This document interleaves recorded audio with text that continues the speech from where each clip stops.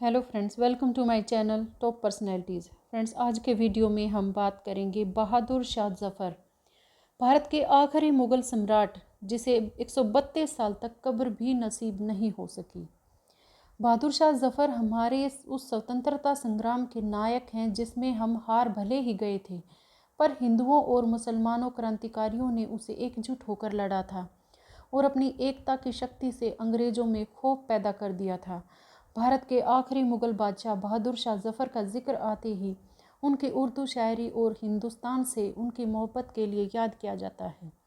लेकिन हम भूल जाते हैं कि उन्होंने 1857 की क्रांति में विद्रोहियों और देश के सभी राजाओं का एक सम्राट के तौर पर नेतृत्व भी किया था और इसके लिए इन्हें बड़ी कीमत भी चुकानी पड़ी थी। अंग्रेज़ों ने इन्हें गिरफ्तार कर ऐसी मौत दी कि 132 साल तक किसी को इनकी कब्र के बारे में भी पता नहीं चल पाया। बहादुर शाह जफ़र एक ऐसे बदनसीब सम्राट थे जिन्हें उनके पिता भी गद्दी सौंपना नहीं चाहते थे। बादशाह बहादुर शाह जफ़र का जन्म 24 अक्टूबर 1775 को हुआ था। सन 1837 में जब पिता अकबर शाह द्वितीय की मौत हो गई तो वो गद्दी पर बैठे। इतिहासकारों का कहना है कि अकबर शाह द्वितीय नरम दिल व कवि हृदय बहादुर शाह जफ़र को मुग़लों का शासन नहीं सौंपना चाहते थे। लेकिन धीरे धीरे मुग़लों का पतन हो रहा था और अंग्रेज़ पूरे देश पर कब्जा जमा रहे थे। मुग़लों के पास राज करने के लिए सिर्फ दिल्ली यानी कि शाहजहांबाद ही बचा रह गया था। मेरठ से जब अंग्रेज़ों के खिलाफ 1857 की क्रांति शुरू हुई, तब अंग्रेज़ों के आक्रमण से आक्रोशित विद्रोही सैनिक और राजा महाराजाओं ने एकजुट होना शुरू किया। जब उन्हें अपनी क्रांति को एक दिशा देने के लिए एक केंद्रीय नेतृत्व की ज़रूरत पड़ी, तो उन्होंने बहादुर शाह जफ़र से बात की। बहादुर शाह जफ़र ने भी अंग्रेज़ों के खिलाफ लड़ाई में नेतृत्व करना स्वीकार कर लिया, लेकिन 82 वर्ष के बूढ़े शाह जफ़र अंततः जंग हार गए और अपने जीवन के आखिरी वर्ष उन्हें अंग्रेज़ों की कैद में गुजारने पड़े। भारत के आखिरी मुग़ल शासक बहादुर शाह जफ़र को 6 नवंबर 1862 को लकवे का तीसरा दौरा पड़ा और 7 नवंबर की सुबह 5 बजे उनका देहांत हो गया। ब्रिगेडियर जसवीर सिंह अपनी किताब combat diary an illustrated history of operations connected by fourth battalion the Kumaon regiment 1788 to 1974 में लिखते हैं कि रंगून में उसी दिन शाम 4 बजे 87 साल के उस मुग़ल शासक को दफना दिया गया था।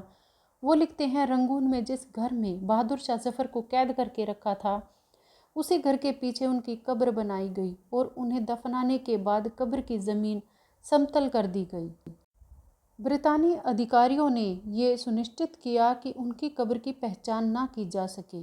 उस समय जफ़र के अंतिम संस्कार की देखरेख कर रहे ब्रिटिश अधिकारी डेविस ने भी लिखा है कि जफ़र को दफनाते वक्त करीब 100 लोग वहाँ थे और यह भीड़ वैसी ही थी जैसे घुड़दौड़ देखने वाली या सदर बाज़ार घूमने वाली।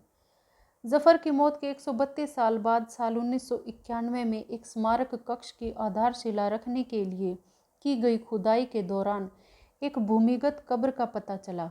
बहादुर शाह जफ़र की निशानी और अवशेष मिले, जिसकी जांच के बाद यह पुष्टि हो गई कि वह जफ़र की ही है। आखिरी मुग़ल बादशाह बहादुर शाह जफ़र की मौत 1862 में 87 साल की उम्र में हो गई थी, लेकिन उनकी दरगाह 132 साल बाद 1994 में बनी। इस दरगाह की एक एक ईंट से आखिरी बादशाह की ज़िंदगी के इतिहास की महक आती है। इस दरगाह में महिलाओं और पुरुषों के लिए अलग अलग प्रार्थना करने की जगह बनी है।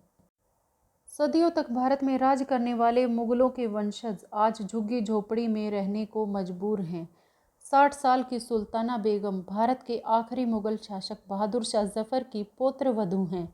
अपनी शाही विरासत के बावजूद वो मामूली पेंशन पर रोज़मर्रा की ज़रूरतों को पूरा करने के लिए जद्दोजहद में लगी रहती हैं। उनके पति राजकुमार मिर्ज़ा बेदर बख्त की साल 1980 में मौत हो गई थी और तब से वो गरीबों की ज़िंदगी जी रही हैं। वो हावड़ा की एक झुग्गी झोपड़ी में रह रही हैं। यही नहीं, उन्हें और पड़ोसियों के साथ किचन साझा करनी पड़ती है और बाहर के नल से पानी भी भरना पड़ता है। इस प्रकार बहादुर शाह जफ़र के साथ साथ मुग़लों के शासन का भी अंत हो गया। तो फ्रेंड्स, आज की वीडियो में इतना ही। मिलते हैं अगली वीडियो में एक नई शख्सियत के साथ। तब तक के लिए खुश रहें, मस्त रहें, thanks to all, thanks for watching. अगर वीडियोज़ अच्छी लगे तो प्लीज़ चैनल को सब्सक्राइब करना ना भूलें। Thank you.